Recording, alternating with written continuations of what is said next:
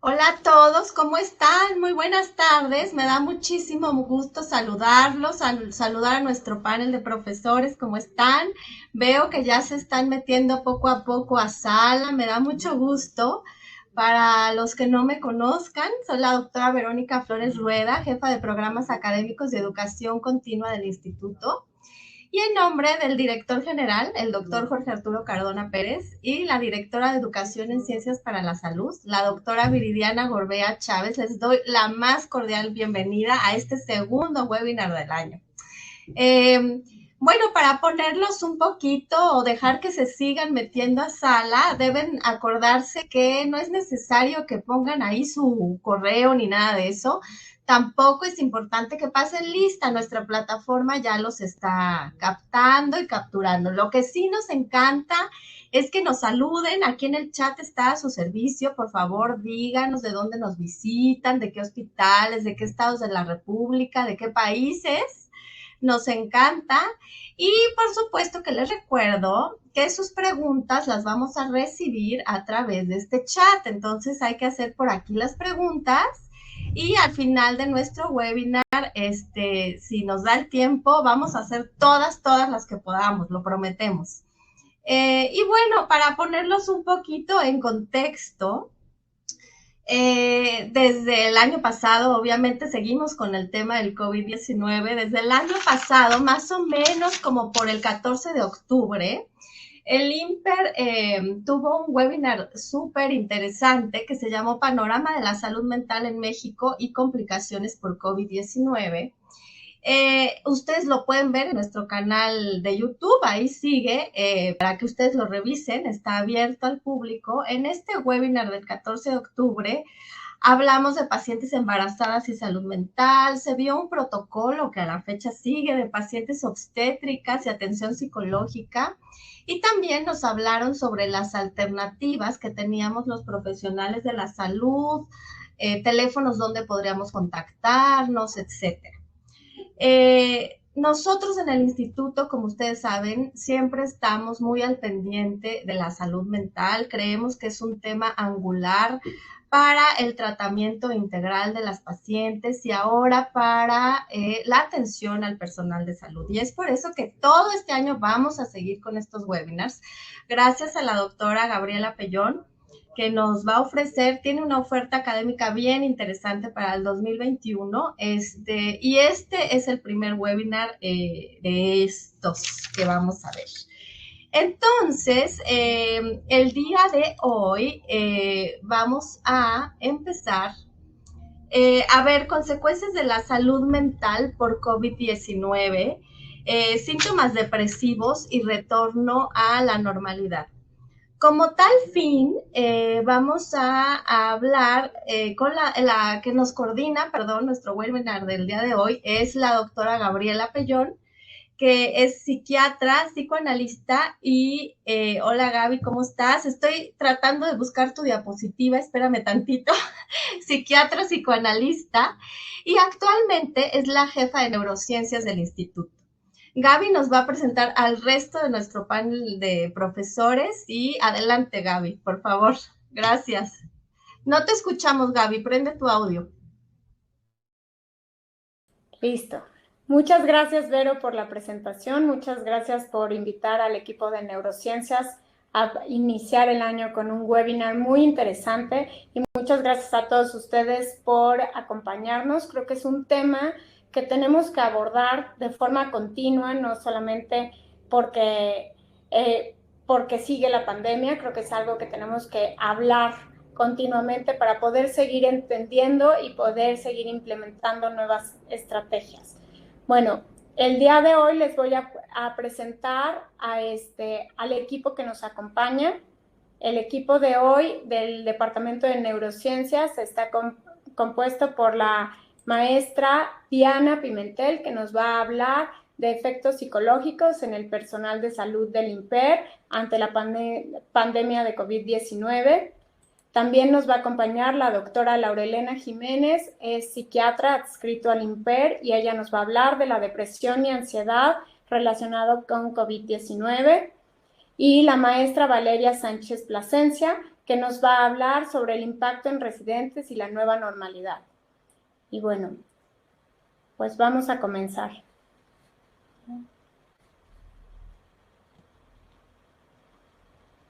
Listo. Ok. Pues el día de hoy yo voy a comenzar con el tema de lo desconocido de la estela de COVID-19. Creo que para iniciar voy a comentarles cómo el miedo a la preocupación y el estrés son respuestas normales en momentos en los que nos enfrentamos a la incertidumbre. Todos hemos pasado este último año por muchas preocupaciones, mucho miedo a esta incertidumbre, a lo desconocido, a situaciones de cambios o crisis. Así que es normal y comprensible que todos podamos estar experimentando o hayamos experimentado diferentes situaciones de estrés. Sin embargo, es importante hablar de ellas y como hemos aprendido durante esta cuarentena, no solamente vivimos una cuarentena en general, una pandemia, sino que cada quien vive una cuarentena. Y esta particularidad da a que los síntomas mentales de cada uno tengan una importancia muy grande. Y hablar de ellos y acercarse con los profesionales de la salud es indispensable. Bueno, actualmente la nueva realidad de COVID-19, la crisis de salud mental, ha hecho que más del 80% de las personas a nivel mundial presentemos síntomas mentales, llámese ansiedad, llámese depresión, llámese adaptación al estrés. Todos estos síntomas mentales pueden llevar a reacciones y a toma de decisiones que muchas veces pueden llegar a no ser muy asertivas. Y es importante, y a procesos de adaptación que cada uno de nosotros estamos viviendo. Y me centro mucho en los procesos de adaptación porque todavía estamos en ello. Todavía no sabemos qué va a pasar ahora que todos estemos vacunados, cómo va a suceder toda esta logística de la vacunación, cuándo se va a dar, cuándo va a ser esta nueva normalidad después de la vacuna o si esta ya es nuestra nueva normalidad, porque hablar de esta nueva normalidad no es solamente que va a venir, sino que ya está pasando. Creo que nosotros ya estamos en esta nueva normalidad híbrida en la que nos estamos enfrentando a una situación de crisis de salud muy importante y eso hace que la salud mental se vuelva una prioridad, ya que tanto nosotros como profesionales de la salud como nuestros pacientes están padeciendo una serie de síntomas de adaptación al estrés muy importantes, de los cuales todos tenemos que poderlos abordar y poder orientar tanto a los pacientes como nosotros como médicos a poder acudir y buscar la ayuda pertinente en el momento indicado. Actualmente hay factores de riesgo ya definidos sobre el estrés de COVID-19 y los podemos dividir en dos tipos de población. La población en general y los factores de estrés que padecemos los médicos ante esta pandemia. Uno de los factores más importantes en la población es el riesgo del deterioro de la salud física y mental de personas vulnerables. A través de este año y del año pasado y de lo que llevamos el estrés a tener un deterioro en la salud y a no poder accesar a los sistemas de salud como antes lo podíamos hacer, ha sido una de las preocupaciones más importantes en nuestra población, que ha causado desde niveles de estrés súper altos como ataques de ansiedad hasta angustias muy grandes que hacen que el aislamiento todavía se vuelva mucho más intenso. Otro estresor es el riesgo de estar infectado e infectar a otros. Todos nosotros nos hemos enfrentado a la situación de tener un conocido o nosotros mismos haber padecido esta enfermedad y cómo la sociedad se comporta alrededor de las personas que han padecido la enfermedad. Y más nosotros como gremio médico, como primera línea de atención a esta enfermedad ha sido muy importante el estresor de la sociedad de padecer esta enfermedad. No sé si ustedes han vivido la experiencia es que te tienes que desinfectar porque ustedes están en constante contacto y que qué tal si me infectas, nos dicen los familiares, o cómo, qué tal si mejor te quedas en el hospital. O sea, todo lo que fue al inicio de la pandemia, el estresor de mejor los doctores que no regresen a su casa o las enfermeras que no salgan del hospital, y cómo nos hemos ido adaptando también al control y al manejo de este estigma. Hasta los pacientes que se acercan con una alta culpabilidad por haber adquirido la enfermedad a pesar de estar siguiendo todas las medidas de salud pertinentes, todas las medidas de seguridad pertinentes. Y cómo manejar estas emociones son muy importantes. Y es importante hablar de ellas para entenderlas y poderlas manejar mejor. Los síntomas comunes de otros problemas de salud pueden confundirse con el COVID-19 y causan muchísimo estrés. No sé si ustedes como colegas les han llegado muchísimos pacientes, seguramente sí, es que me duele la garganta, más por ejemplo estos últimos meses de frío, me duele la garganta, puede ser COVID, el cómo la población, cómo nuestros pacientes están viviendo esta ansiedad de qué tal si tengo la enfermedad, qué hago. Porque no es solamente el hecho de padecer la enfermedad, es el acceso al tratamiento de la enfermedad lo que estresa a todos. Estos niveles de estrés que manejamos en el día a día, porque no se acaban en una semana, no se acaban en un mes, son continuos. Y este manejo del estrés ha sido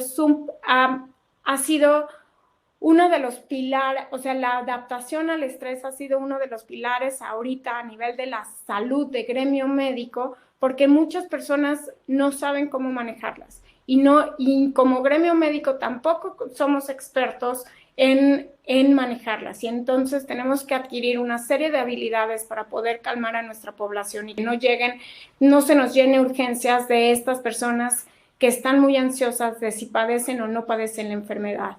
El miedo a no tener acceso a los sistemas de salud o al tratamiento necesario. Las redes sociales están llenas de toda esta información en la cual no hay los tanques de oxígeno, si te enfermas, ¿qué va a pasar? No están respondiendo el sistema de salud, y todo esto causa muchísimo estrés en el día a día de la población y no nos ayuda a poder manejar la pandemia de una forma mucho más saludable, mentalmente hablando. El aislamiento ha sido uno de los eventos que más ha llamado la atención en psiquiatría. El manejo de este aislamiento, las personas han pasado por muchísimos síntomas y muchísimas etapas sobre el aislamiento, desde la soledad hasta el hecho de empezar a somatizar todos los estresores y empezar a tener muchísimos síntomas físicos solamente por el aislamiento, hasta que el índice de suicidio también ha aumentado por el mismo aislamiento, porque además el aislamiento lo que hace es que toda la información que te llega no la puedes compartir con los demás. O sea, es como si tú solamente tuvieras toda la información y tuvieras que manejarla. Y hay mucha desinformación al respecto. Ahora, los trabajadores de la salud pueden experimentar otros estresores. Por ejemplo, la estigmatización, que es lo que hablaba yo hace un momento, ha sido súper fuerte hacia nuestro gremio, no ha sido nada fácil.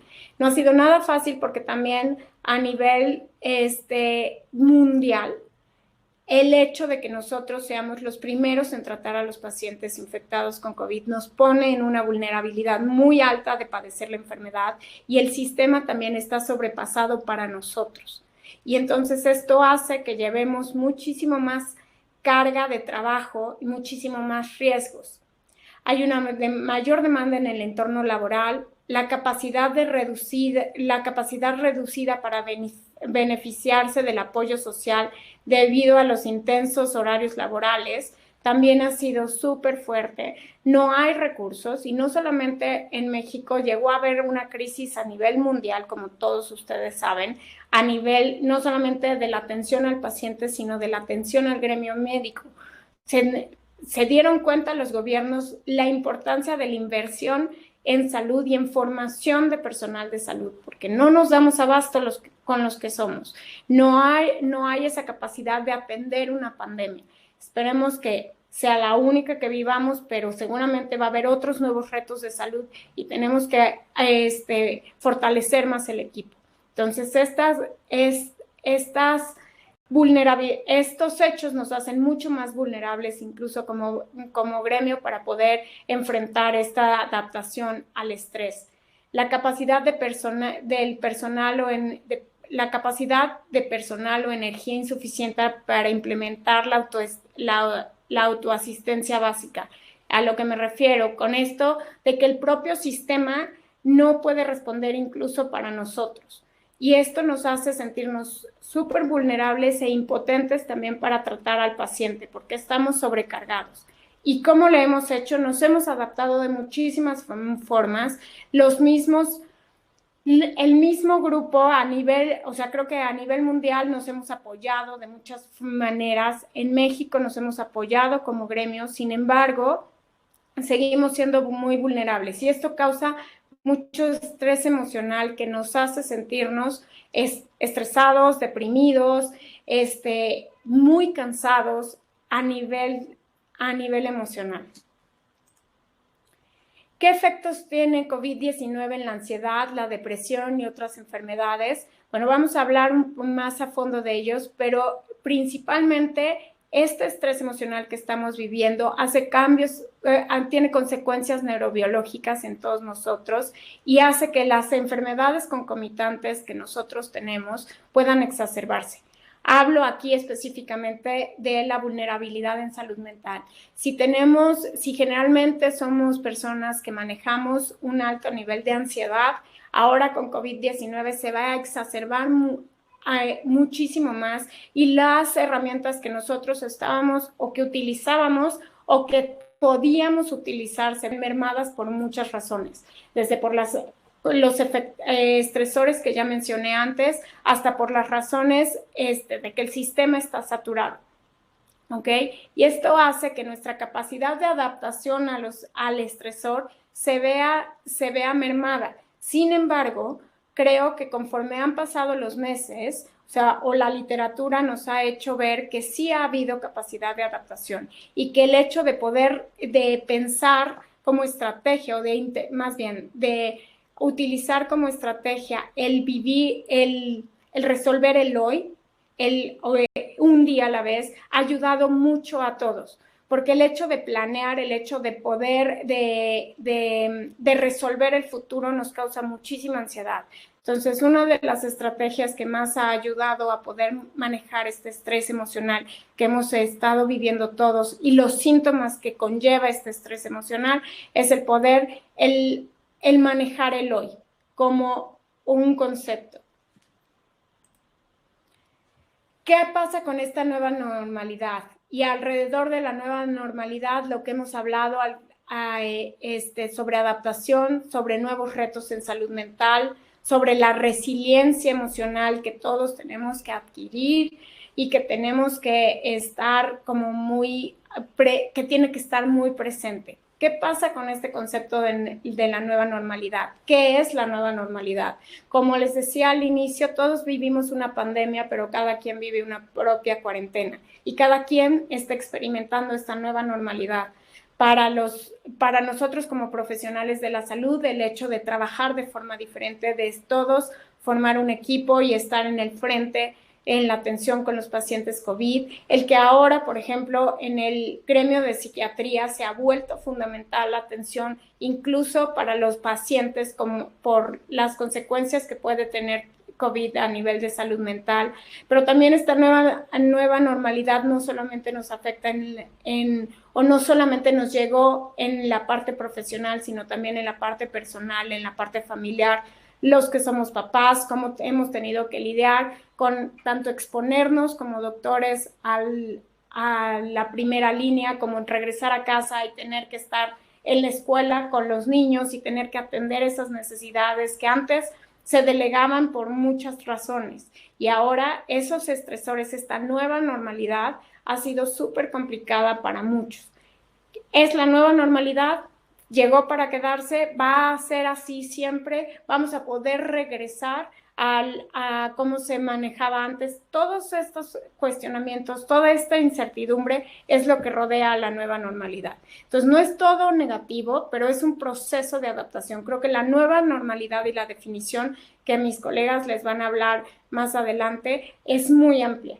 no solamente se define a usar un cubrebocas, se define a poderte adaptar al día a día de una forma mucho más hábil a todas estas demandas de este nuevo reto en salud mental, que es para todos, ya no solamente se divide en especialidades, sino es un nuevo reto en todo el contexto. Bueno, para minimizar los efectos de la pandemia en salud mental, es importante considerar de forma urgente las 3 medidas recomendadas a continuación. ¿Okay? Estas pueden ayudar a que nosotros podamos manejar mucho más estos estresores. Aplicar un enfoque que abarque a toda la sociedad para promover, proteger y cuidar la salud mental. Yo sé que a lo largo de estos meses hemos estado habla y habla de protege tu salud mental. Ajá, ¿y cómo le hacemos? Lo que tenemos que hacer es acercarnos a los profesionales de la salud mental. Creo que los gobiernos, los institutos, los médicos, incluso como gremio, estamos, o sea, los especialistas en salud mental, estamos muy accesibles a que todo el mundo se acerque. Tengo una duda, no estoy durmiendo, sí estoy manejando la ansiedad, pero creo que no estoy siendo tan eficiente. Acérquense, infórmense, ya no solamente al paciente, sino todos como gremio, como equipo.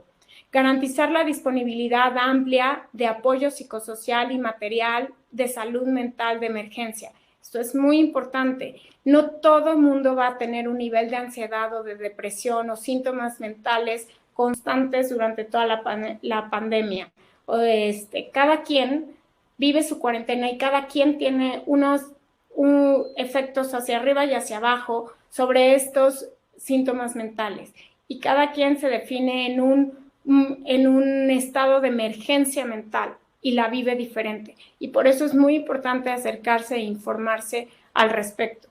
Apoyar la respuesta a COVID-19 creando servicios de salud mental para el futuro. Sí, eso es pensar en que la salud mental de todos, porque ahora sí todos nos hemos enfrentado a estos estresores, ya no es como, bueno, es que ella es ansiosa o es que él tiene antecedentes de depresión, no. Todos nos hemos tenido que enfrentar a nuestras capacidades de adaptación y con esto y la capacidad de adaptación siempre lleva un estrés mental. Y esto quiere decir que el acceso a ese servicio tiene que ser constante y tiene que prevalecer en el futuro y que ojalá se vuelva parte de lo que todos podamos vivir como una constante, ya no solamente como un recurso que está ahí, que bueno, si te pasas, si empiezas a experimentar ataques de ansiedad, tienes que ir. No, ¿qué tal si hablamos para prevenir esos ataques de ansiedad? ¿Qué tal si podemos hablar mucho más de ello y entonces prevenirlo? Y entonces hablar sobre todas las herramientas que se pueden tener para mejorar esta adaptación. Nuestra salud mental. La salud mental tiene un gran valor intrínseco, dado que guarda relación con el elemento central de lo que nos hace humanos, la forma en la que interactuamos, estamos en contacto, aprendemos, trabajamos, sufrimos y somos felices. Entonces, esta pandemia nos ha enseñado que es fundamental estar al pendiente, manejar nuestra salud mental para poder prevenirla, de prevenir los estresores o saber manejar los estresores, no prevenirlos, no se pueden prevenir, pero manejar los estresores, informarnos de cuáles son las herramientas que a cada uno de nosotros nos ayudan para poder sobrellevarlo. Entonces, esta es una introducción al tema que vamos a abordar, así dando la importancia que tiene el tema en esta pandemia y en el futuro. Muchas gracias. Y a continuación les voy a presentar a la doctora Laurelena Jiménez, psiquiatra adscrito al IMPER, que nos va a presentar la depresión y ansiedad relacionada con COVID-19. Hola a todos, pues buenas tardes, muchas gracias por la invitación y la presentación, doctora Gaby. Y bueno, a mí me gustaría comenzar con decir por qué la importancia de esto, ¿no? Como decía la doctora Gaby, este tema de la salud mental, de la depresión, de la ansiedad, de los trastornos que se están identificando con la pandemia, pues nos damos cuenta que se están duplicando los casos hasta triplicando, o sea, está explotando esta situación. Entonces, todos nosotros como médicos debemos de saber cómo identificarlo y cómo tratarlo. Entonces, ese sería como mi principal mensaje. Tenemos que identificar que hay ciertas poblaciones de riesgo de por sí, o sea, ahorita todos estamos en riesgo, pero hay ciertas poblaciones de mayor riesgo, como las mujeres que están en climaterio o en menopausia, porque ellas tienen mayor riesgo de depresión. Esto está documentado, y además de que hay una gran importancia de que los síndromes depresivos son predictivos para el síndrome metabólico. Entonces, si logramos disminuir, o sea, ¿qué quiere decir esto? Que en un futuro, ahorita que está la situación de depresión y ansiedad al tope, pues, ¿qué va a pasar en un futuro con este síndrome metabólico, ¿no? Entonces, o sea, va a aumentar también. Entonces, tenemos que prepararnos para eso. Me gustaría hablarles sobre la teoría unificada de la depresión, porque la depresión no es nada más un estado de ánimo o algo que de las emociones, ¿no? Tiene un contexto neurobiológico bien importante, en el cual hay factores genéticos que todos tenemos y que en este momento el factor ambiental está siendo predominante, ¿no? Si en nuestro ambiente está el estrés o el trauma o las relaciones interpersonales conflictivas, o sea, en este caso la pandemia, esto causa que haya ciertas alteraciones genéticas, lo que conocemos como epigenética, que va a ocasionar alteraciones en los neurotransmisores, alteraciones límbicas, factores de inflamación crónicos, que van a también aumentar la actividad del eje hipotalámico, lo cual también resulta en inflamación, y por último, una neuroplasticidad reducida. Ahorita les voy a hablar un poquito más específico de eso. Pero toda esta combinación es la que nos lleva a tener los síntomas característicos de la depresión, como pensamientos negativos que pueden incluir tristeza, culpa, desesperanza, la sensibilidad a la recompensa, o sea, las cosas que antes me causaban placer ya no lo hacen, o lo que se llama anedonia, la actividad motora en la cual puedo estar o con agitación o sentirme como demasiado lento al hacer mis cosas, la impulsividad que al final nos lleva a lo más grave de la presentación de la depresión, que es el suicidio, y las alteraciones en el sueño y la alerta. ¿Por qué? Pues básicamente hay dos vías. Está la toxicidad del glutamato, el cual ante un evento estresor agudo siempre se va a elevar, porque esto nos va a ayudar a la adaptación a ese momento. Sin embargo, cuando el estresor es persistente, lo que pasa es que activa al ácido aspartico N-metil-D, y esto hace que se aumente el glutamato en hipocampo y en amígdala, que se disminuye el BNDF, que sabemos que es un factor protector o neuroprotector. Entonces, al disminuir va a haber atrofia, va a inducir atrofia y muerte neuronal. Entonces, cuando hay un estresor persistente, el glutamato deja de ejercer como su primera acción, que es de tener una reacción ante el estrés, y se vuelve pues algo en nuestra contra. Asimismo, en la ansiedad, porque no podemos ver ahorita depresión y ansiedad tan separados, porque la mayoría de los trastornos se están sobrelapando. En la ansiedad, lo que sucede es que se libera hormona liberadora de corticotropinas. ¿Por qué? Porque son las hormonas de estrés. Esto va a hacer que se libere cortisol, y también va a dañar las neuronas hipocampales, y se va a suprimir también el BNDF, lo cual, como ya dije, nos protegía, y entonces va a haber disminución en la neuroplasticidad. Ahora, desde un inicio de la pandemia se empezó a estudiar sobre las consecuencias que tiene toda la situación sobre la salud mental, sobre todo en qué pasa en este confinamiento. En España hicieron este estudio justo cuando estaba empezando todo lo de la pandemia y sobre todo el confinamiento, y fueron midiendo los niveles de estrés, de ansiedad y de depresión, y que se dieron cuenta que obviamente pues va subiendo, y en los periodos de confinamiento llega hasta el triple de lo normal. ¿Qué quiere decir eso?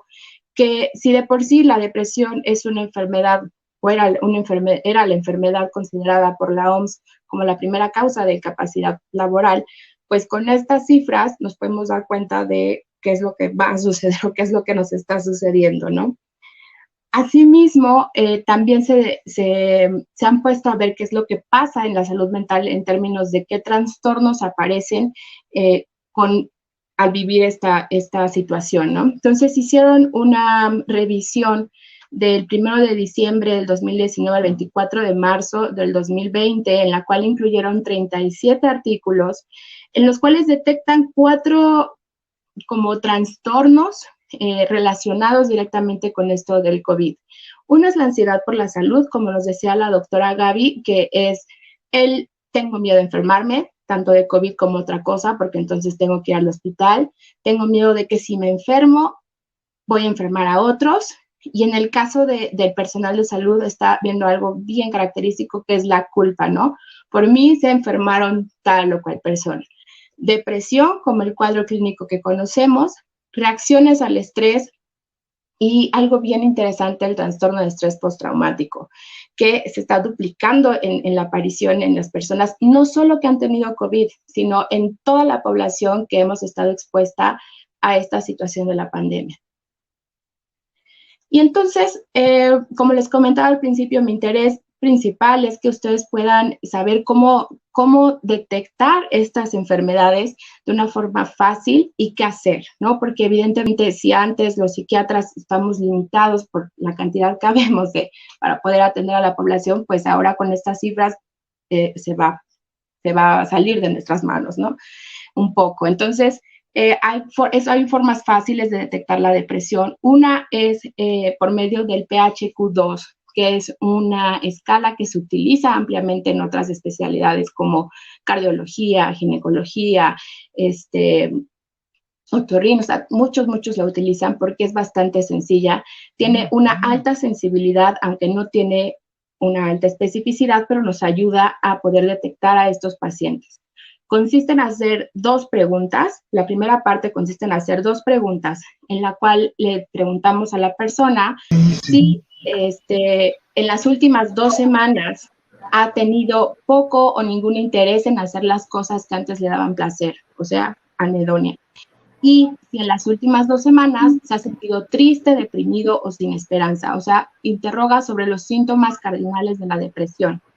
Si alguno de estos 2 nuestro paciente nos contesta que sí, entonces podemos seguir explorando el resto de los síntomas, como la dificultad para dormir, el sentirse muy cansado, el apetito, el sentirse mal con respecto a sí mismo, la dificultad para concentrarse, el enlentecimiento o lo más grave que serían las ideas de muerte, ¿no? El pensar que sería mejor estar muerto. Esto lo sumamos y nos da pues cifras en las cuales podemos detectar a pacientes con una depresión mínima, depresión leve, moderada a severa y severa. ¿Y qué hacemos, no? O sea, ¿desde qué punto se empieza a tratar? Desde la depresión moderada a severa es recomendable tratarla. Sin embargo, están habiendo un poco de cambios en esto porque se ha detectado que los pacientes que tienen depresión leve, hasta 2/3 van a evolucionar a depresión moderada. Entonces, hay ciertas recomendaciones que nos dicen, mejor empieza a tratar la depresión leve por todos esos factores neurobiológicos que les hablé, sobre todo el BNDF, que va a resultar afectado si continuamos en este camino de la depresión. Pero bueno, las guías como tal nos dicen moderada, aunque tal vez esto va a cambiar en poco tiempo. Y en cuanto a la ansiedad, está el inventario de ansiedad de Beck, que también está validado en nuestra población, muy fácil de realizar, de hecho es autoaplicable, o sea, uno puede dárselo al paciente o puede preguntárselo y pregunta todos los síntomas adrenérgicos relacionados con la ansiedad, como sentirse entumecido, los latidos del corazón, si tiemblas, si te da miedo, si te da de repente calor, si te sientes inquieto, inseguro, hasta síntomas como ya del pensamiento, como miedo a morir, ¿no? Querer sentir que que vas a perder el control o que te vas a desmayar, ¿no?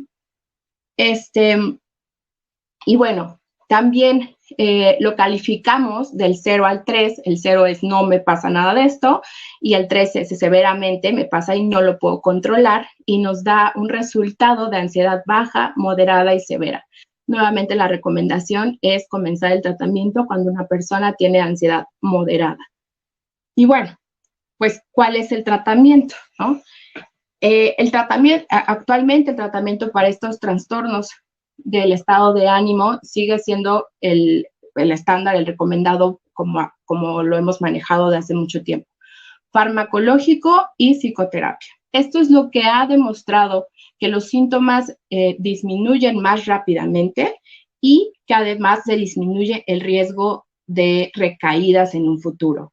De psicoterapia, la que tiene mayor evidencia pues científica de lograr esto es la cognitivo-conductual. Sin embargo, pues hay muchas corrientes que también tienen muy buenos resultados. En cuanto a lo farmacológico, es de primera línea, es con antidepresivos inhibidores selectivos de la recaptura de serotonina. Aquí les puse algunos porque hay muchos, pero algunos que utilizamos de manera que son bastante fáciles de utilizar, pues que no tienen muchos efectos secundarios y que podemos iniciar sin ningún problema. La recomendación actual es iniciar el medicamento y recordar que los ISRS tardan más o menos entre 2 y 3 semanas en comenzar a actuar. Entonces, hay que darle el tiempo suficiente y la dosis suficiente al paciente para valorar si necesita un cambio, mayor dosis o enviar al especialista, ¿no? Y por último, quisiera cerrar con el uso de benzodiazepinas. Actualmente en psiquiatría tratamos de que las benzodiazepinas sean siempre de segunda línea. O sea, no empiecen un tratamiento para depresión o ansiedad de inicio con benzodiazepinas. Esto por dos cosas. Uno, el riesgo de dependencia que ya todos conocemos a corto plazo y el riesgo de deterioro en la función cognitiva a muy largo plazo. Pero además, si recuerdan lo que les decía de los 4 trastornos que se están presentando, uno de ellos es trastorno de estrés postraumático y las benzodiazepinas están no completamente contraindicadas, pero sí no se sugieren en el uso de trastorno de estrés postraumático porque podemos desencadenarlo. Entonces, las benzodiazepinas siempre tienen que usarse con muchísima precaución por estos riesgos y actualmente bajo las circunstancias de los padecimientos de salud mental, pues aún más. Entonces, yo les recomendaría que si están pensando en utilizar benzodiazepinas en un paciente, tal vez ese sí ya sea el momento de enviar al especialista. Si lo necesitan utilizar porque no queda de otra, porque los síntomas son demasiado graves o hay trastorno, hay crisis de ansiedad, por ejemplo, en el paciente, bueno, pues traten de utilizar uno de vida media o vida media larga, nunca uno de vida media corta y no más de 3 meses, ¿no? Que ese sea como nuestro límite. Muy bien, pues de mi parte sería todo. Muchas gracias por escucharme.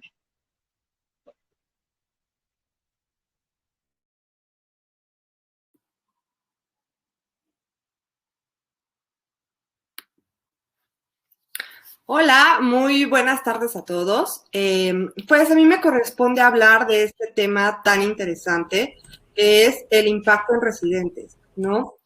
Es un tema sumamente importante y antes que nada me gustaría considerar, más bien que consideráramos que en sí la residencia siempre ha representado un riesgo de sufrir angustia psicológica, de sufrir agotamiento, pero con el impacto adicional que viene con el COVID-19, pues los residentes se están enfrentando a un volumen de trabajo extremo, a decisiones difíciles, al riesgo de infectarse, infectar a su familia, el confinamiento, al igual que enfrentar el fallecimiento de pacientes. Situaciones que sin duda los han llevado a niveles de ansiedad y depresión sumamente elevados, al grado de, pues, ya haberse reportado intentos de suicidio o suicidios consumados. A nivel mundial, a ver si les cambio por acá. A nivel mundial, de acuerdo con el informe de políticas de las Naciones Unidas en torno a la salud mental de los trabajadores sanitarios, se ha reportado que en Canadá el 47% de los trabajadores sanitarios han necesitado apoyo psicológico. En la República Popular de China hay niveles elevados de depresión en un 50%, ansiedad en un 45% e insomnio en un 34%. En Pakistán, la angustia psicológica moderada se ha presentado en un 42% y grave en un 26%.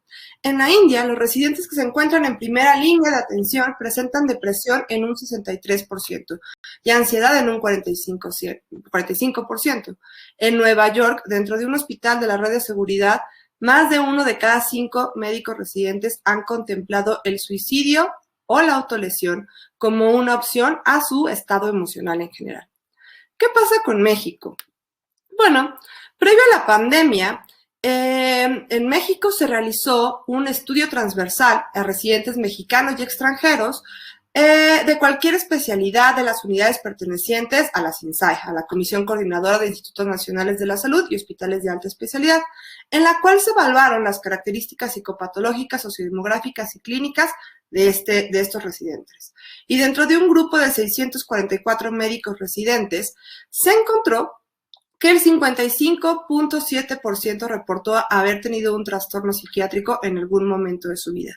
Y el 29.2% presentaba un trastorno psiquiátrico en el momento del estudio, de los cuales solo el 41.5% estaba bajo tratamiento psiquiátrico y el 8.1% había tenido en su historia de vida un intento de suicidio y el 32.4% lo intentó durante la residencia. Evidentemente, considerando que contábamos con estos datos previos a la pandemia, pues las expectativas del estado emocional de los residentes no son muy alentadoras en el presente y a futuro. ¿Y qué factores? Pues nos están afectando o pueden estarles afectando. Evidentemente, el número exponencialmente creciente de los casos sospechosos y confirmados, lo que se traduce en largas y extenuantes horas de trabajo. La angustia de convertirse en un paciente más o ver cómo sus compañeros son contagiados u ocupan camas en las unidades de cuidados intensivos. Los equipos de protección que suelen escasear, sobre todo en momentos de avalancha de pacientes, y que no son precisamente muy cómodos, ¿no? Muchos ya se han reportado de sentirte sofocado, laceraciones en la piel y, por supuesto, el miedo de su capacidad protectora real. El personal médico se ha tenido que enfrentar no solo a proporcionar atención sanitaria, sino también ha fungido como un apoyo psicológico a pacientes y familiares, quienes se vuelven cada vez más emocionales dentro del aislamiento, lo cual dificulta muchísimo la atención y la situación, sobre todo en momentos donde la asistencia aumenta. Hay que considerar que existe una gran presión a nivel emocional en las olas de atención directa. Y muchas veces los residentes tienden a experimentar miedo, pena, frustración, culpa, insomnio, agotamiento.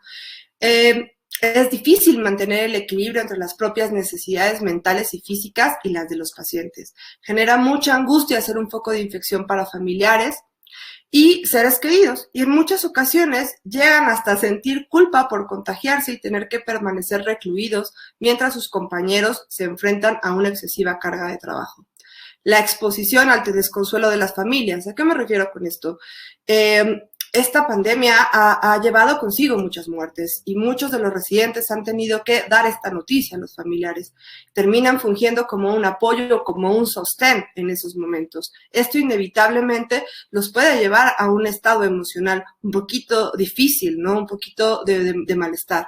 La falta de medios, la sobrecarga asistencial, la incertidumbre acerca de cómo van a evolucionar los pacientes, hacen que el profesional se vea obligado en ocasiones a tomar decisiones complejas en un breve periodo de tiempo, con profundos dilemas éticos y morales.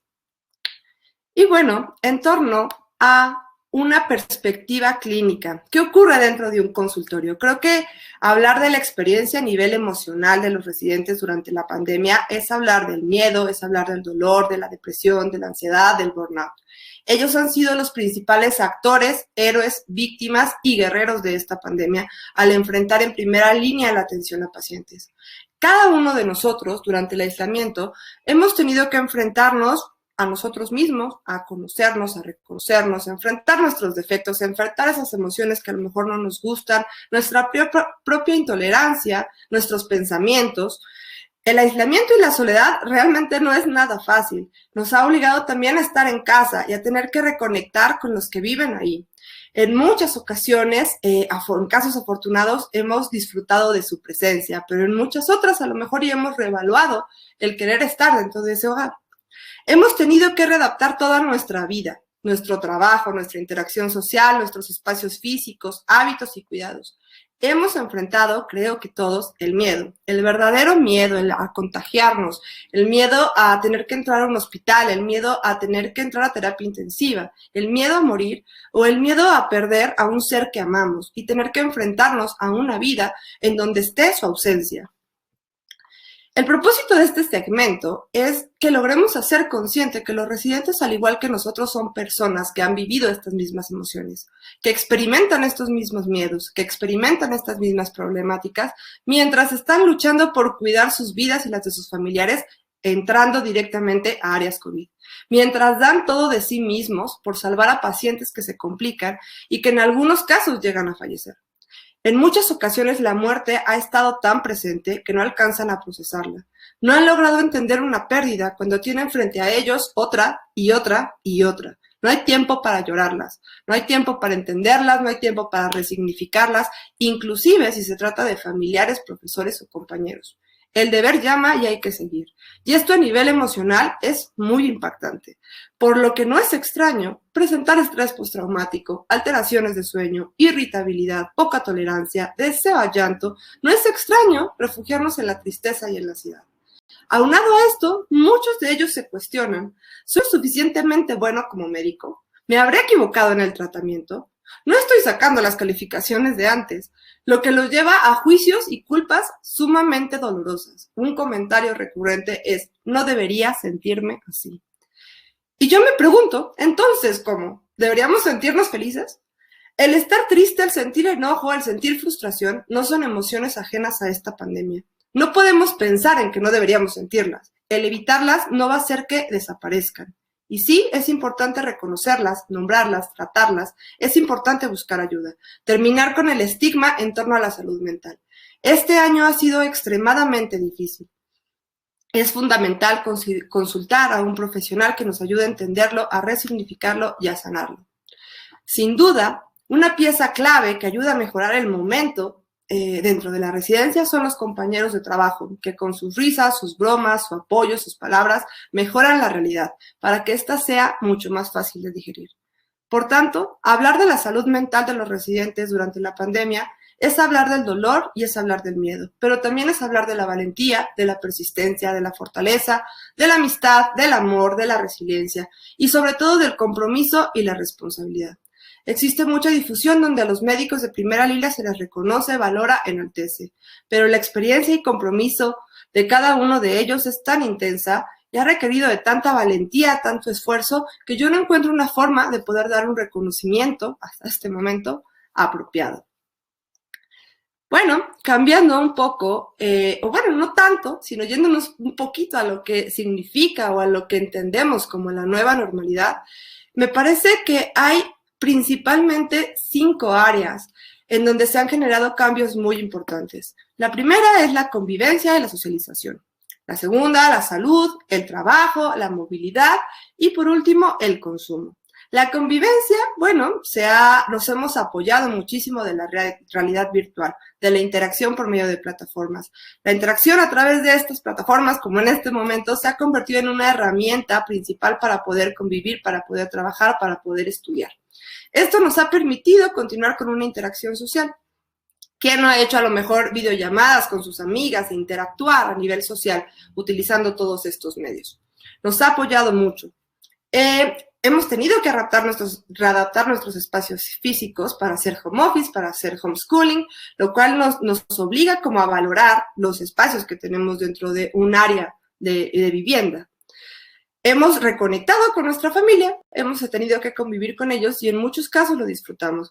Sin embargo, al estar más en casa, para muchas otras familias o para muchos otras situaciones, esto ha sido un evento desafortunado, ya que ha incrementado la violencia a nivel familiar y la violencia de género, lo cual en este momento representa un foco rojo para la sociedad y para el gobierno. A nivel de salud, la salud se está volviendo cada vez más consciente.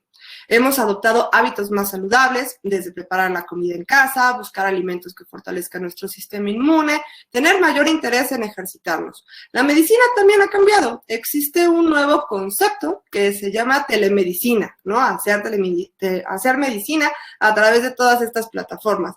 Y para muchos casos ha sido adecuado, ha sido conveniente. Seguramente para muchos otros no, pero representa también un costo en torno a traslado y en torno a tiempo. Probablemente para muchos casos esto sea como muy conveniente. Inevitablemente, como ya se ha mencionado a lo largo de la presentación, la salud mental ha tomado una relevancia sumamente alta. Esto debido a la incidencia de trastornos emocionales que se están presentando y que se esperan. Nuevas formas de trabajo, se está realizando como una mezcla de trabajo remoto y trabajo de oficina, que ha llevado un incremento en la productividad de los trabajadores hasta en un 20%. Los empleados y las empresas van encontrando cada vez más nuevas formas de colaborar de manera virtual y aprovechar una gran cantidad de herramientas que se presentan en cuanto a la telecomunicación. La movilidad ha sido redefinida. Todas estas normas sanitarias dentro de estas terminales de todo tipo de transporte han sido adoptadas y seguramente se quedarán con nosotros durante mucho tiempo, ¿no? La toma de temperatura, chequeo constante de síntomas, cero contacto interpersonal durante todo el viaje, puntos de sanitización constante, protocolos de acceso, uso de tapabocas, guantes, tapetes desinfectantes, pues llegaron para quedarse. Y esto inevitablemente nos llevará seguramente a buscar algunas otras opciones de movilidad, para transportarnos. Se espera que se utilice mucho más la bicicleta o que intentemos caminar, justo para evitar el uso de transportes compartidos. También está un consumo más responsable. La gente está buscando comprar artículos que tengan menos riesgo, que cumplan con estándares de seguridad y estándares de higiene más altos. Y evidentemente estamos apoyando el comercio local para contribuir a la economía del sector informal.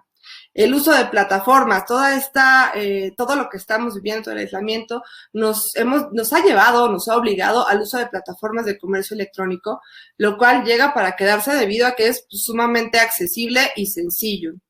Hay muchos hábitos que están haciendo grandes diferencias en la vida cotidiana y que se volverán parte de nuestra rutina, como uso de zapatos para salir y dejarlos fuera de casa, uso de ropa específica para evitar contagios, lavarse las manos de manera constante, uso de cubrebocas, uso de gel antibacterial, desinfectar cualquier producto nuevo. Evidentemente, ante esta nueva normalidad, el autocuidado es fundamental, ¿no? Autocuidado a través de estos 7 pilares. En primer lugar, el estar consciente, informarnos sobre cómo protegernos.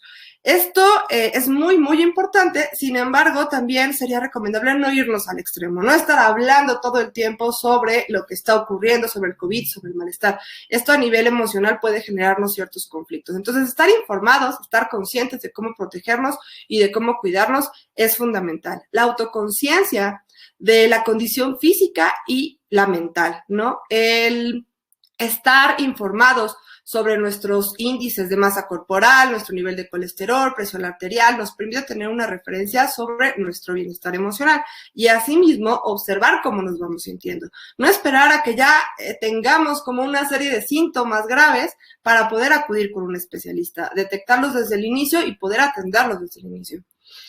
La actividad física, que bueno, ya ha sido más que demostrado, que contribuye a mejorar nuestro sistema inmune, al igual que ayuda a nuestro estado emocional. Entonces, el practicar una actividad física se vuelve fundamental dentro del tema de autocuidado durante la pandemia.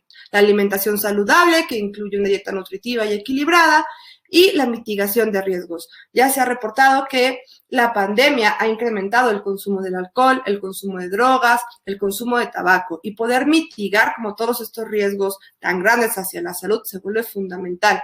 Dentro del autocuidado, el tener una buena higiene, uso de gel desinfectante, lavarse las manos de manera continua, desinfectar espacios, alimentos, etc. El uso racional y responsable de todos los productos, servicios y diagnósticos. No sé si recuerdan cuando empezamos con la pandemia, se acabaron todos los desinfectantes, ¿no? No encontrábamos Lysol por ningún lado. Necesitamos hacer un uso racional y responsable de todos estos recursos que tenemos para protegernos. Y bueno, en torno a la salud mental, algunas recomendaciones muy, muy generales son estas que presento aquí. En primer lugar, creo que un tema muy, muy importante es empezar por la aceptación. La realidad ha cambiado. No por eso quiere decir que esto sea algo muy malo o devastador. Es diferente.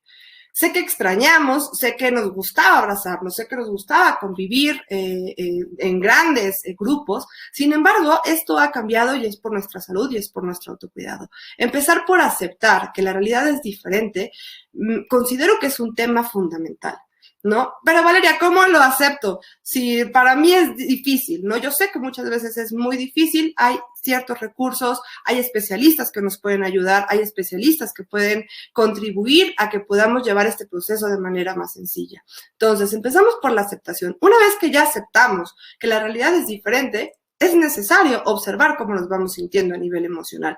¿Qué emociones tenemos? Si estamos enojados, si estamos tristes, si nos sentimos frustrados, al observar nuestras emociones, hay que hacer algo con ellas. Podemos a lo mejor pintarlas, podemos hacer ejercicio, descargarlas mediante el ejercicio, podemos platicarlas con alguien o, nuevamente, podemos buscar un especialista que nos ayude a procesarlas y a resignificarlas. Una vez que observemos nuestras emociones, podemos recurrir a la compasión. Este tema tan importante. El ser compasivos con nosotros mismos. No empezar con los juicios, no hacernos grandes juicios. Es que si estás enojado y si te sientes triste es porque eres débil. Valeria, ¿cómo puede ser que seas tan débil al sentirte frustrado por esta nueva realidad? Hay que intentar ser compasivos con lo que sentimos. De pronto, si tenemos a nuestro mejor amigo, a nuestra pareja, a nuestra mamá, a nuestro hijo, que ha tenido un día malo, intentamos como reconfortarlo, hacer que se sienta mejor. ¿Por qué no hacemos eso con nosotros mismos? ¿Por qué si lo hacemos por otra persona para que su realidad, su momento, no sea tan devastador? ¿Por qué no mejoramos el momento también para nosotros? Somos las personas más importantes de nuestras vidas. Necesitamos ser compasivos y cuidarnos. La tolerancia a nivel social se vuelve fundamental. Cada uno de nosotros, como lo mencionaba la doctora Gaby, está experimentando una realidad totalmente diferente. Está viviendo todo esto de maneras diferentes, ¿no? De una manera a lo mejor mucho más intensa. Tal vez tiene mayores problemáticas. De pronto tienen reacciones, o como sociedad estamos teniendo reacciones que no nos gustan o que nos parecen equivocadas. Sin embargo, creo que el ser tolerante nos va a ayudar mucho para convivir y mejorar como sociedad o podernos adaptar con mayor facilidad a esta nueva normalidad. La interacción social. Yo sé, como les decía, extrañamos abrazarnos, besarnos, estar juntos en grupo, pero tenemos afortunadamente tantos recursos a nivel de tecnología para poder estar en comunicación que es importante aprovecharlo. Creo que lo más fundamental, o más bien lo fundamental dentro de la interacción social es evitar el aislamiento, que esto tiene un impacto emocional muy grande. La rutina.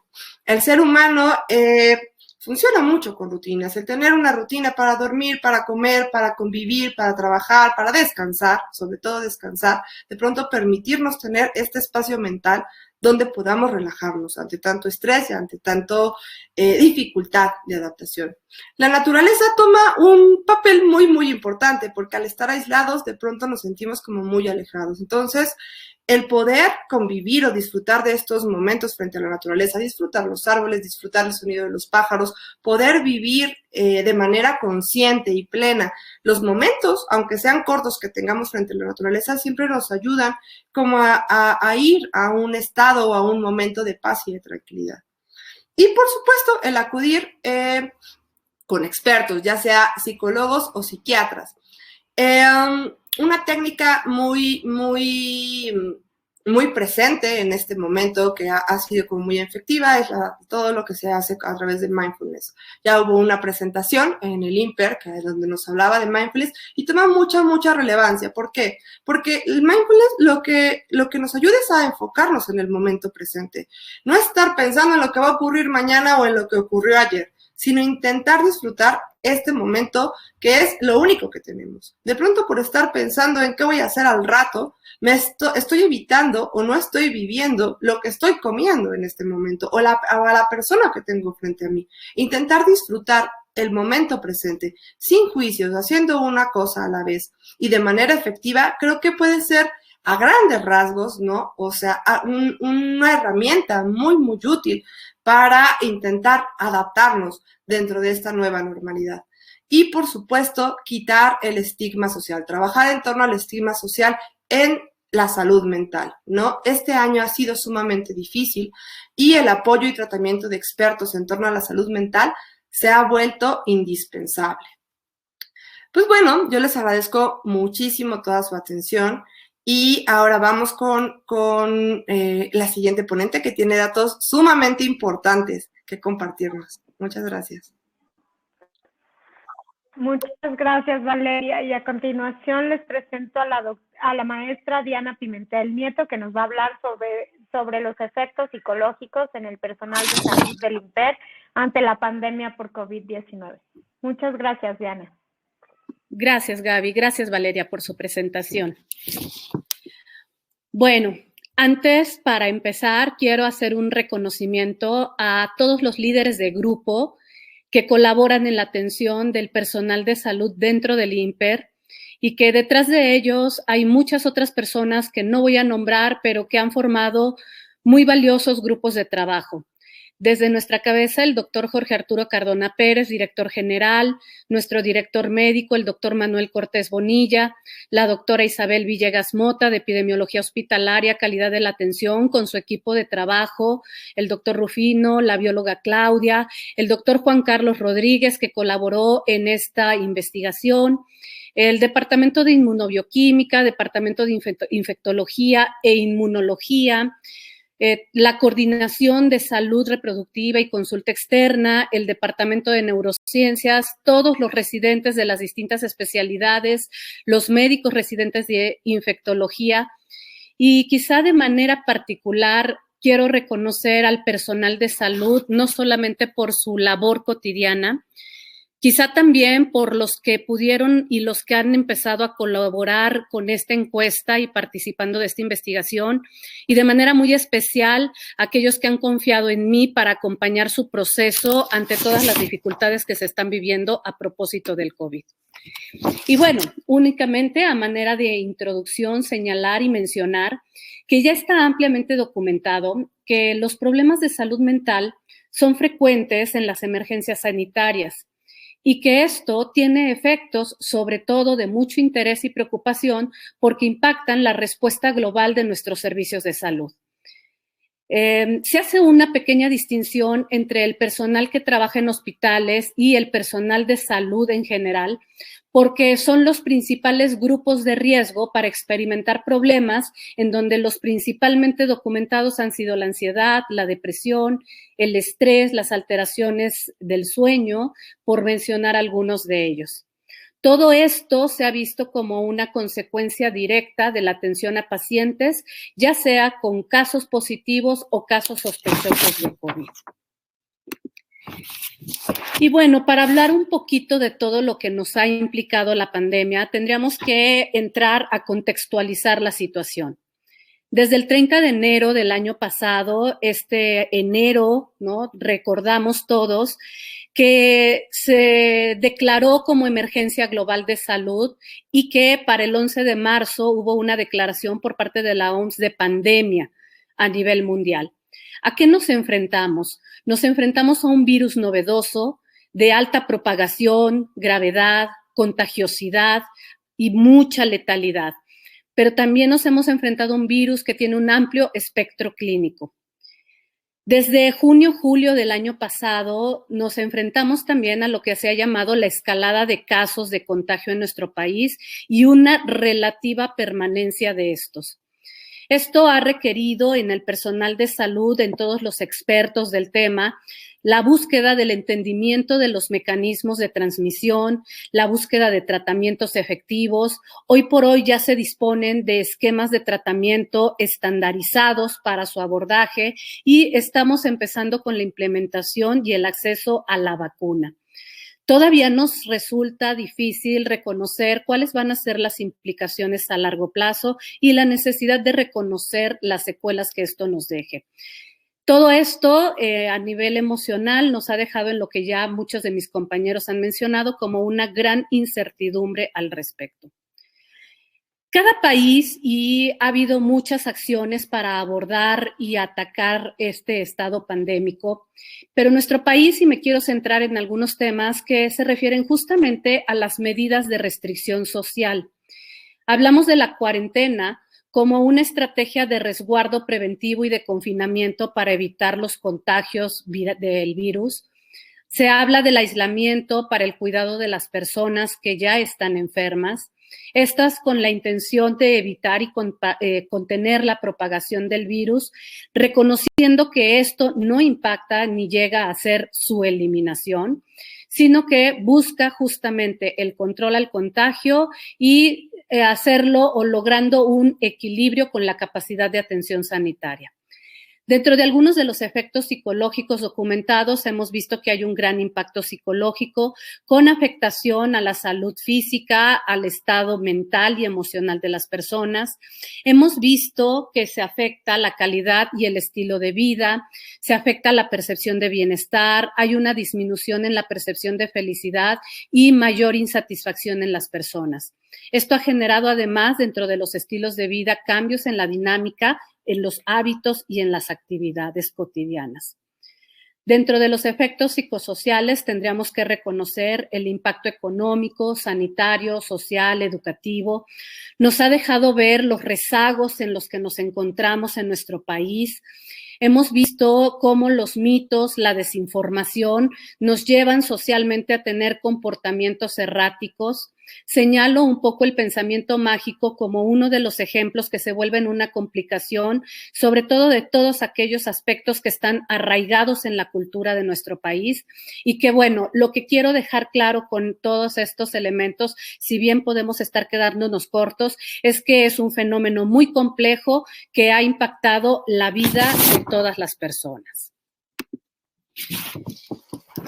En el personal de salud es muy relevante atender esto porque hemos visto que el personal de salud se enfrenta como un grupo vulnerable con un mayor riesgo y atentado a la seguridad por las condiciones propias al ejercicio de su profesión.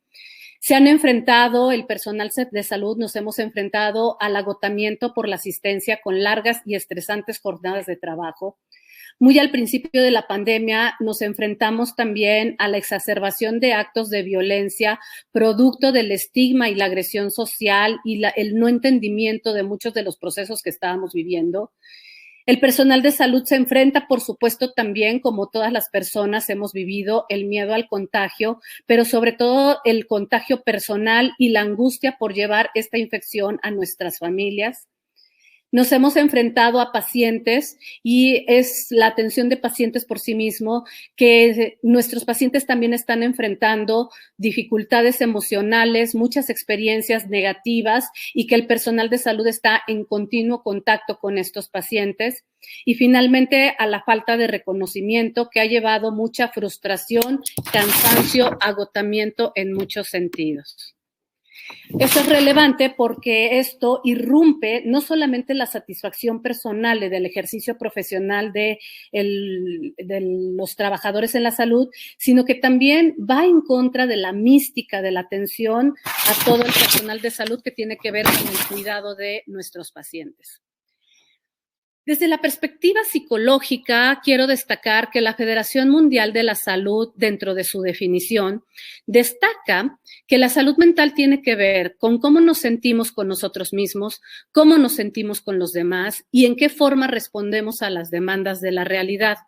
Esto significa que para comprender la depresión tenemos que voltear a ver el complemento o el apartado que tiene que ver con la subjetividad y todos los elementos que le influyen.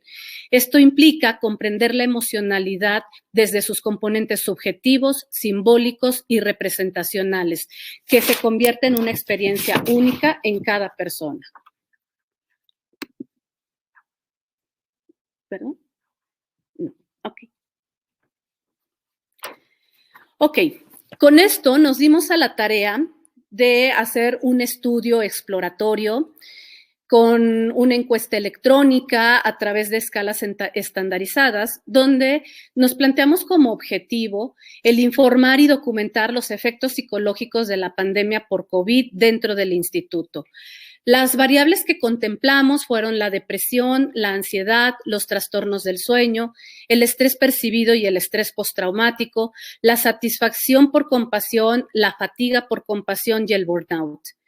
También medimos y evaluamos algunos indicadores de cambio en los hábitos de vida y la satisfacción personal, indicadores sociodemográficos, la presencia de COVID y el contacto con los pacientes. Todo esto con la finalidad de reconocer la importancia de apoyar y promover el bienestar mental en el personal afectado.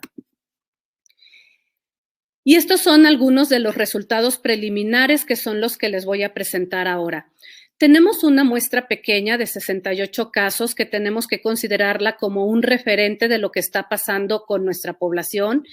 Estas personas que colaboraron tienen una edad en promedio de 44.5 años con una desviación estándar de 11.5 años. Hay ahí un error de dedo en la diapositiva. El intervalo de personas de los trabajadores respondientes fue entre 21 años y 68 años. Destacamos que el 81% son del género femenino y que en alrededor del 84% estamos hablando de personal profesionalizado con licenciatura o algunos posgrados. La mayoría de las personas participantes viven con familiares amigos, 7% viven solos y este es su estado civil. 45% están casados o viven en unión libre. 45%, 43% son solteros y 12% son divorciados o separados.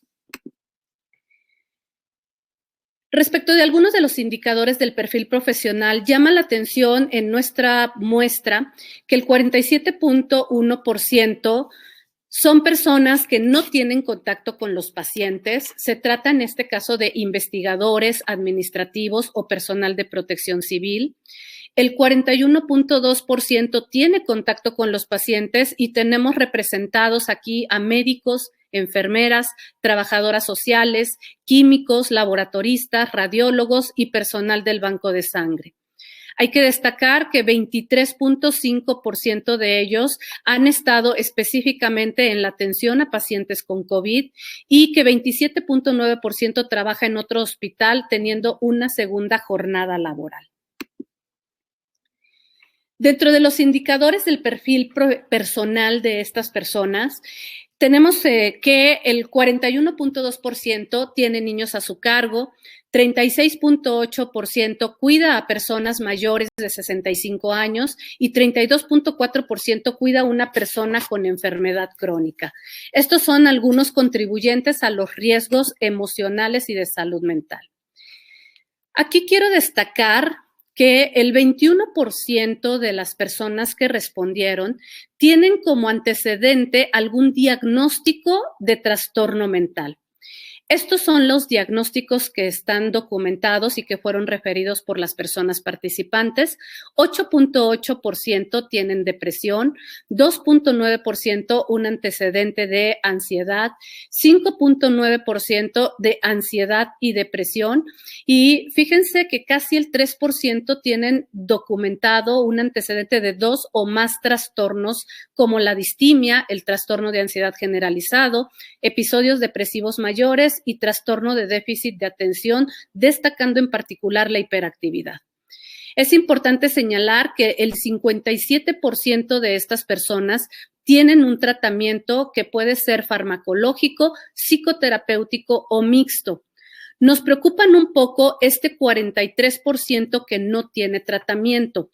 La escala no nos permite hacerlo porque no fue algo que encuestamos de esa manera fina, pero lo que tenemos que reconocer es que un antecedente de trastorno mental sabemos que puede ser un factor de riesgo en procesos de crisis.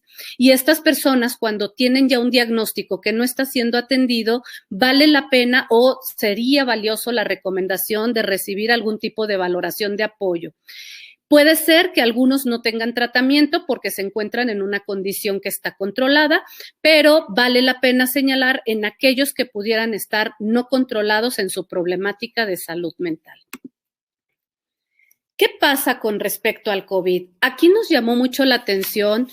En el personal de salud no hay opción a no dejar, o más bien a dejar el trabajo. Entonces, lo que podemos ver es que el 78% de nuestras personas que respondieron respecto de la cuarentena toman medidas de cuidado, pero salen a cumplir con las obligaciones laborales. En una menor proporción tenemos un 10% de la población que, bueno, solo un 1.5 no sale para nada, pero que solo limitan sus actividades a salidas por comida, es decir, que se mantienen bastante aislados respecto de la condición de la cuarentena. Llama muchísimo la atención que en alrededor casi del 12% del personal de salud, aunque toman medidas de precaución, siguen saliendo y haciendo su vida cotidiana, incluso viendo amigos y familiares, personas que quizá podrían estar más expuestas en función quizá de lo que muchos de ellos nos refieren respecto de las medidas que toman para su cuidado, pero que sabemos que en estas condiciones es una situación de alto riesgo. Con respecto a la situación actual del diagnóstico y de estado de salud del COVID, tenemos a la mitad de las personas que respondieron sin síntomas. Un 8.8% se encuentran sin síntomas evidentes, pero con sospecha, ya sea propia de un familiar o en contacto con alguien que sí tiene COVID. Tenemos un 10% de personas que tenían síntomas respiratorios, pero que no se habían hecho una prueba de valoración.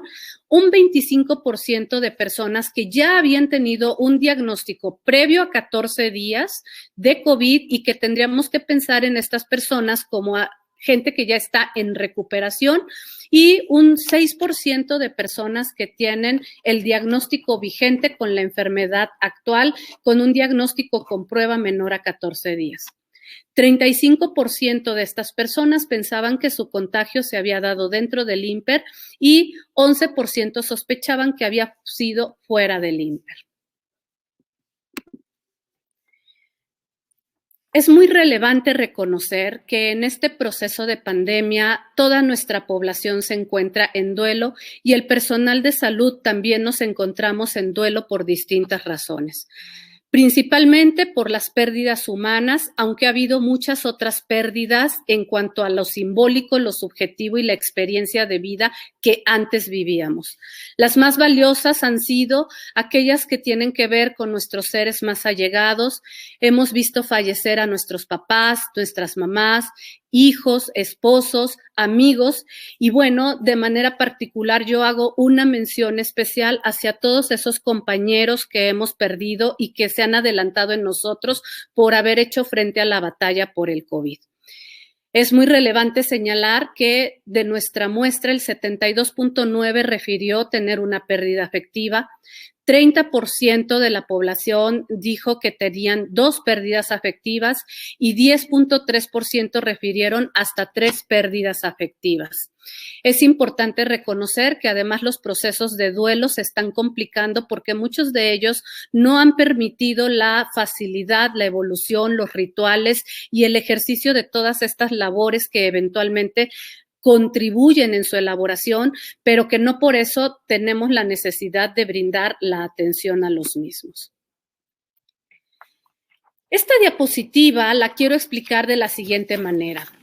Lo primero es reconocer que tenemos aquí las prevalencias de las variables que medimos en este estudio, reconociendo primero, por ejemplo, que el 40% del personal de salud que contestó la encuesta tiene datos clínicos suficientes para considerar un estado de depresión.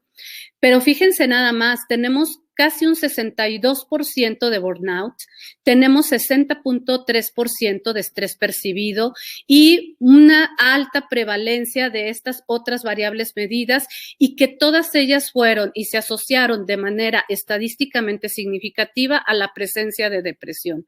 La ansiedad, los trastornos del sueño, el estrés postraumático, la fatiga por compasión, la insatisfacción, que son significativamente más altos y asociados con la experiencia de depresión. También pongo acá, dentro del modelo explicativo, algunos de los indicadores que medimos donde reconocimos que a menor edad hay mayor probabilidad y se asocia significativamente con la depresión. Tener contacto con pacientes y contacto con pacientes con COVID también contribuye de manera significativa. El estado de situación actual de contacto en cuanto a los diagnósticos de COVID y el antecedente de trastorno mental en la población generan una contribución importante para la expresión de la depresión. Este es un referente que nos permite empezar a dimensionar el problema que estamos enfrentando. Únicamente para cerrar y hacer algunas reflexiones finales y tratar de extraer algunas conclusiones a manera de cierre, lo que quiero destacar aquí es que el personal de salud se ha visto afectado por la pandemia en su salud mental. Y esto ha sido y ha ocurrido desde dos perspectivas. Una, desde su propia humanidad, y otra, desde el ejercicio profesional y de su labor cotidiana.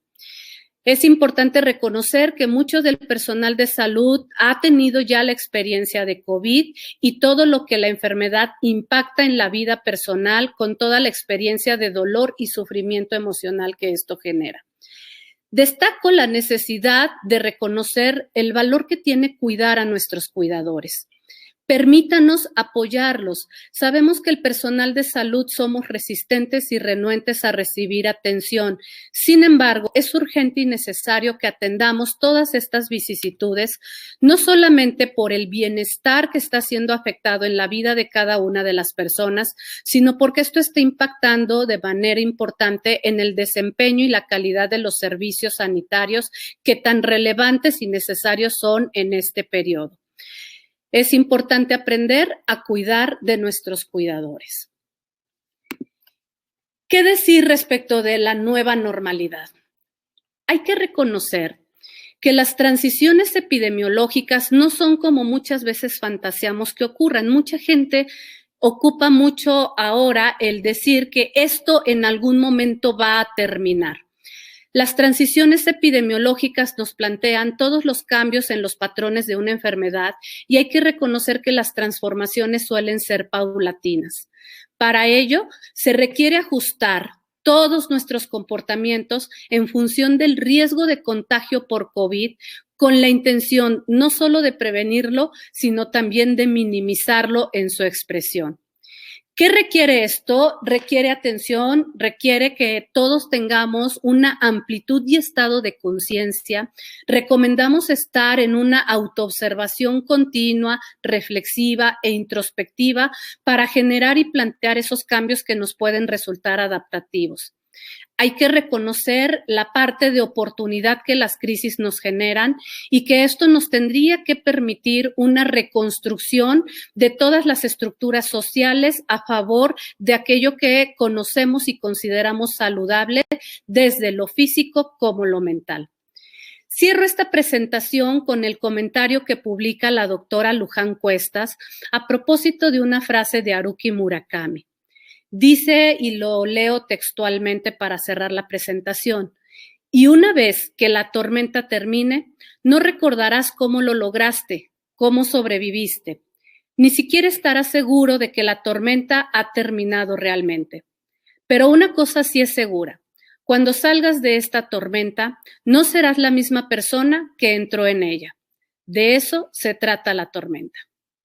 Muchas gracias por su escucha. Muchas gracias Diana por la presentación y ahora vamos a tener tiempo para las preguntas que han hecho en el chat. Déjenme ver aquí. La primera pregunta va para, dice, en los trastornos psicológicos, hay el trastorno psicológico, tratamiento con psicoterapia, o sea, se puede usar la psicoterapia en estos momentos. Creo que la maestra Valeria nos puede responder al respecto. Tu micrófono, Valeria. Perdón. Sí, por supuesto, si podemos utilizar la psicoterapia para un tratamiento psicológico, es lo recomendable, ¿no? O sea, Es muy importante el tratamiento psicológico. En algunos casos muy específicos, bajo ciertos síntomas, bajo ciertos contextos, podemos recurrir o recurrimos como al tratamiento psiquiátrico, pero de base el tratamiento psicológico es necesario ante un trastorno psicológico. La siguiente pregunta es sobre farmacoterapia y se la dirigiré a la doctora Laura. ¿Qué información podrían darnos sobre la duloxetina en el tratamiento de la ansiedad y la depresión? Bueno, la duloxetina es un antidepresivo que utilizamos de segunda línea. Siempre, o sea, ahorita la recomendación es utilizar las mismas guías para tratamiento de depresión, ansiedad, lo cual quiere decir que si es el primer episodio, pues se tendría que iniciar con un antidepresivo de primera línea como un inhibidor de la recaptura de serotonina.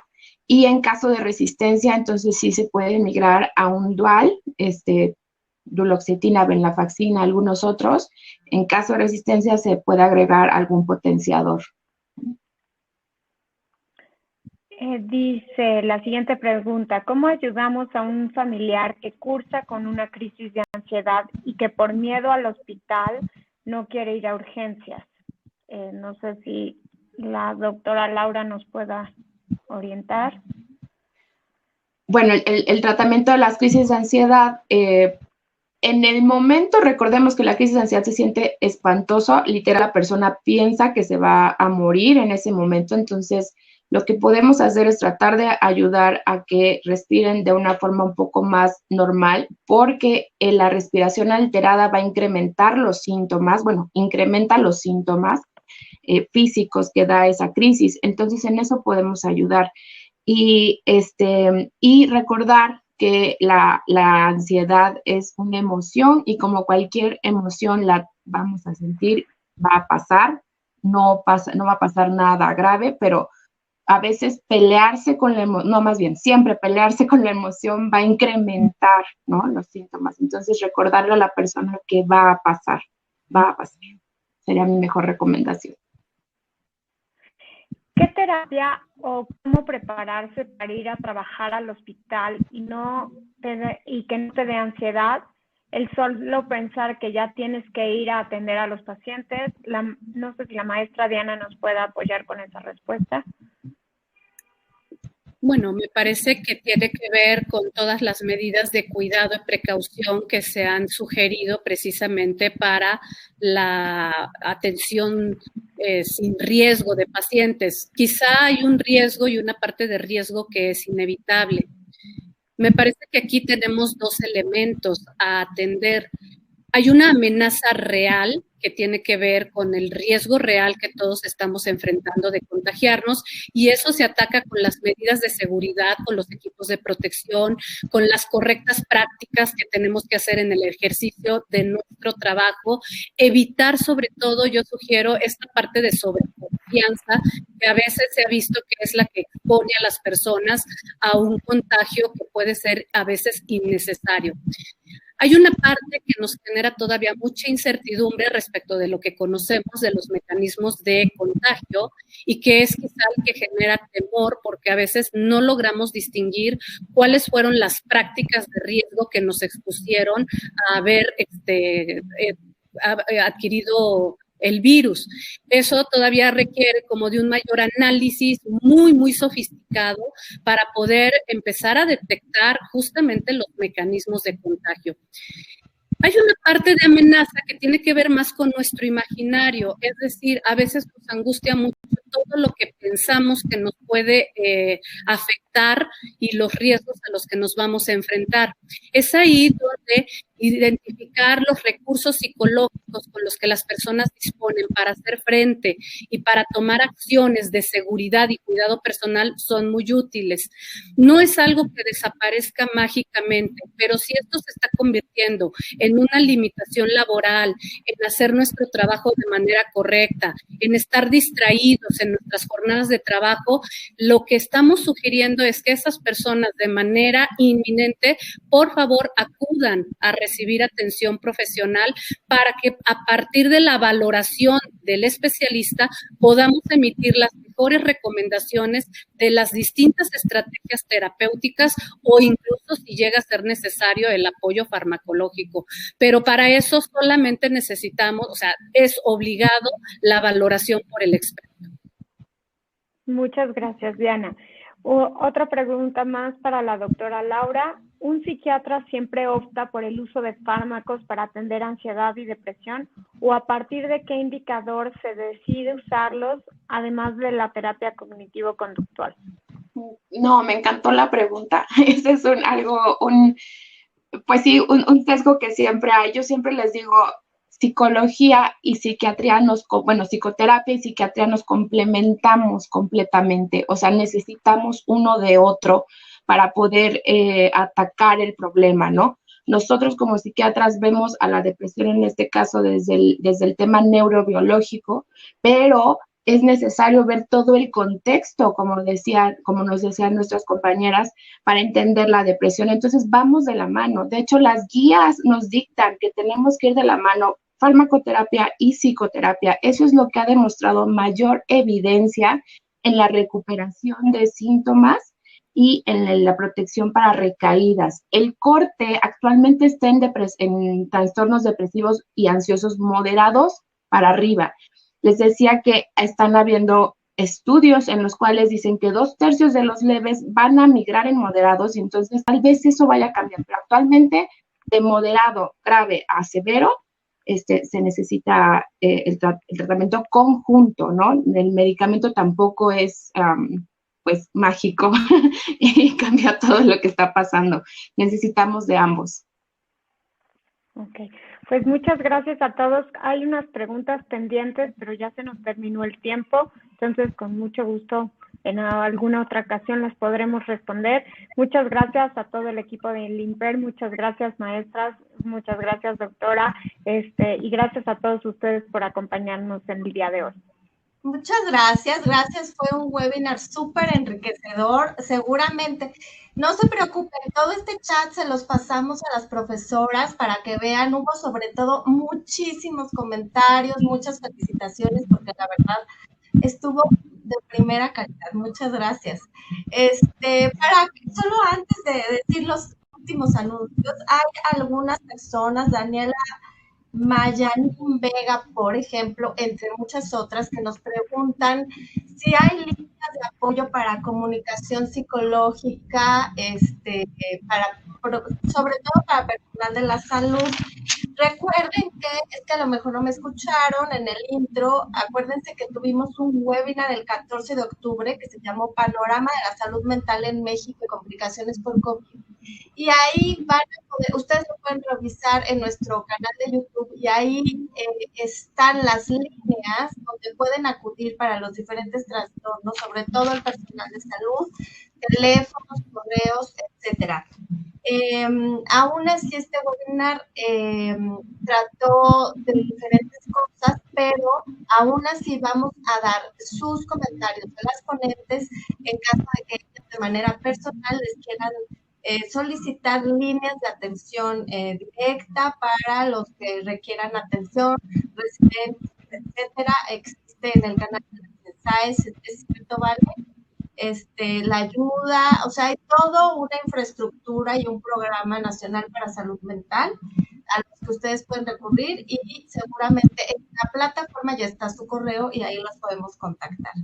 Bueno, recuerden que no todos los webinars generan constancia, solo para los que están pregunta y pregunta, solo aquellos que tienen aval, reconocimiento o puntaje con valor curricular de algún colegio generan constancia, los demás no, y no tiene nada que ver con la calidad o no, tiene que ver con los colegios o las federaciones que lo imparten, porque los webinars son eventos de poquita duración, no es como un curso que dura 8 horas, ¿vale? Es un evento de 1 hora, etc. Así que no generará constancia.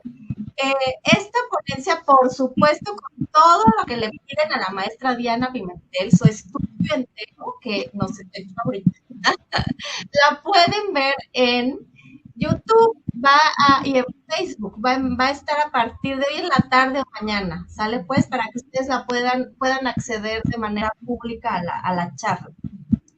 Gracias a Estado de México, Chilpancingo, La Piedad, Michoacán, Acapay, Tehuacán, Puebla, Huachinango, Puebla, Chiapas, Morelos, Tlaxcala, Tultitlán, Coajimalpa, Teotihuacán, Villahermosa, Querétaro y el Instituto Mexicano de Tanatología, que son fans de la doctora Diana.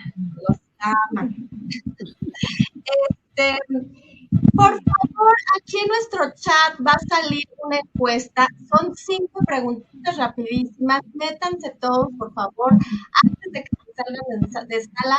No les cuesta nada responderles. Así, miren, súper rápido el link de la encuesta, porque ustedes nos ayudan a mejorar, por favor, hacer los eventos mejores en todo sentido y nos alimentan mucho sus comentarios. Y bueno, ya por último me despido de ustedes, es un honor. Vean nuestra oferta académica en la página del Instituto del 2021, por favor, para que nos sigan acompañando. Los dejo, muchas gracias a todas y los dejo con el video de nuestras redes sociales. Síganos, hasta luego, bye bye.